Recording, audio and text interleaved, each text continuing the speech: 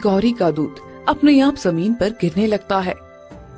अरे ये क्या, ये देखो, ये क्या, ये गौरी का दूध कैसे आया? गौरी तो कई सालों से दूध नहीं दे रही थी। हाँ जी, ये तो मुझे भी समझ में नहीं आ रहा, भला ये दूध कैसे दे सकती है। अरे ये तो सच में चमत्कार हो गया है जी। पिंटू बेटा उठो, क्या हो गया बेटा?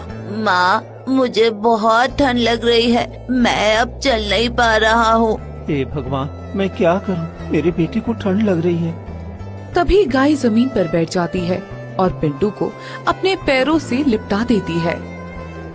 देखो, ये गौरी बिल्कुल माँ जैसी है। इसे कैसे पता चला कि हमारे बच्चे को ठंड लग रहा है? इंसानों से तो जानवर अच्छे होते हैं जी, ये हमारी तकलीफ समझ सकती है, लेकिन हम उनकी तकलीफ समझ ही नहीं पाते हैं। हाँ ये तो है। जब तक गौरी पिंटू को अपने पैरों में लपेटे हुए है, तब तक मैं गांव जाकर किसी से मदद मांगने की कोशिश करता हूँ। ठीक है, मैं यही गौरी और पिंटू के पास बैठती हूँ। फिर मुकेश कांपते शरीर और सुन्न पड़े हाथ पांव के साथ कड़कड़ाती ठंड को चीरता हुआ सेठ के पास मदद की आस में जा पहुँचता है। सेठ जी, मेरी मदद कीजिए। कुछ पैसे उधार लेने आया हूँ ताकि मैं अपने बच्चों के लिए गर्म कपड़े खरीद सकूं। अरे तू तो सुक्कू का बेटा है ना।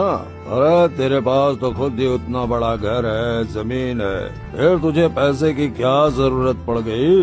भैया ने धोखे से सारा जमीन अपने नाम कर लिया है और पिताजी के इलाज में मेरे सारे जमा पूंजी वाले पैसे खत्म हो गए और भैया ने मुझे और मेरे परिवार को गाय के साथ घर से बाहर निकाल दिया है। और इतनी ठंड में मेरे बच्चे के ऊपर एक गर्म कपड़ा भी नहीं है। मेहरबानी कर दो सेठ जी।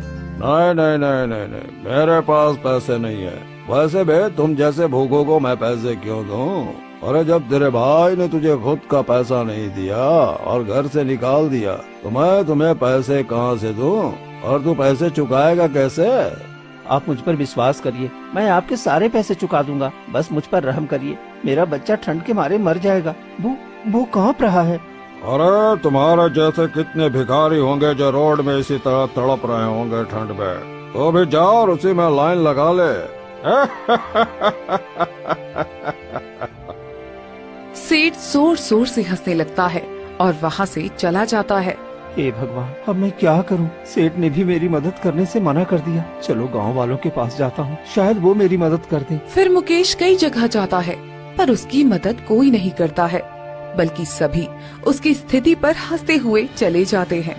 फिर मुकेश उदास होकर संगीता के पास आ जाता है। क्या हुआ जी, किसी ने हमारी मदद नहीं की क्या? और देखिए ना, गौरी पिंटू को कितना गर्म करने की कोशिश कर रही है, लेकिन इसका बदन ठंडा पड़ता ही जा रहा है। देखो संगीता, सभी पत्थर दिल बन गए हैं, कोई हमारी मदद करने वाला नहीं है। चलो हमें अपनी खुद से मदद करनी होगी। और मेहनत करके एक झोपड़ी बना लेते हैं। देखो जी, रहने का तो इंतजाम हो गया, लेकिन झोपड़ी के अंदर भी बहुत ठंड लग रही है। अब हम क्या करेंगे? माँ, मुझे बहुत ठंड लग रही है और मुझे जोरों से भूख भी लगी है, मुझे कुछ खाने को दे दो ना। सुन रहे हो ना जी, इसे खाने को कहाँ से दूं? इसे कैसे समझाऊं कि हमारे पास खाने के लिए कुछ भी नहीं है। इतने में ही गौरी का दूध अपने आप जमीन पर गिरने लगता है।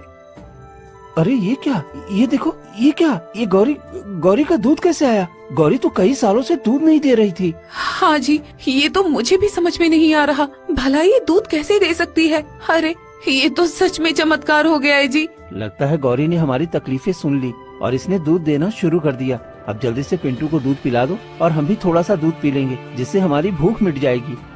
फिर तीनों गौरी का दूध पी लेते हैं और सो जाते हैं। फिर रात जैसे ही गहराती है, तभी ठंड के मारे सभी कांपने लगते हैं। हाँ जी, सुन रहे हो, बहुत जोर से ठंड लग रही है। अब मैं नहीं रह सकती हूँ इस ठंड में। हे भगवान, मैं क्या करूं? मेरा परिवार सब ठंड से मर रहे हैं और कोई मेरी मदद करने वाला नहीं। सब सिर्फ तमाशा देख रहे हैं। कोई तो मुझ गरीब पर रहम करो। इतने में ही एक साधु महाराज झोपड़ी के बाहर आते हैं। अलख निरंजन, अलख निरंजन, अरे घर में कोई है? इतनी ठंड में बाहर साधु महाराज आए हैं। शायद उनको भी ठंड लग रही होगी, मैं अभी बाहर जाकर देखता हूँ। फिर मुकेश बाहर जाता है। क्या हुआ साधु महाराज, आपको भी ठंड लग रहा है? आ जाइए मेरी झोपड़ी में, कम से कम थोड़ी सी ही सही गर्माहट मिल जाएगी। नहीं पुत्र, मैं तुम्हारी झोपड़ी में गर्माहट लेने नहीं आया हूँ, बल्कि मैं अपना कर्ज चुकाने आया हूँ। कैसा कर साधु महाराज? तुम्हारे पिता सुक्खू ने मुझे एक बार पानी पिलाया था, जिस वक्त पूरे गांव वालों ने मुझे भिखारी कहकर भगा दिया था। उस वक्त तुम्हारे पिता ने मुझे खाना भी खिलाया था और मेरा सहारा बने थे। उस वक्त मैंने वचन दिया था कि जब भी उनका परिवार संकट में होगा तो मैं उसकी मदद जरूर करूंगा, और खास तौर पर तुम्हारे लिए। तुम्हारे पिता हमेशा परेशान रहते थे और कहते थे मेरे छोटे बेटे की किस्मत बहुत खराब है और मेरा बड़ा बेटा बहुत लालची है, इसलिए छोटे बेटे को हमेशा मेरा आशीर्वाद मिलता रहे। इसीलिए मैं तुम्हारे पास आया हूँ। बताओ तुम्हें क्या चाहिए?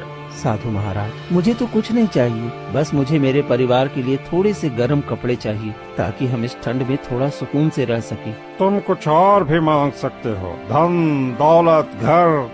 नहीं महाराज, धन दौलत ये सब क्या है? भाई ने तो धोखे से छीन लिया, बाकी मैं मेहनत से कमाना चाहता हूँ। बस गर्म कपड़े हम सबको मिल जाए वही काफी है।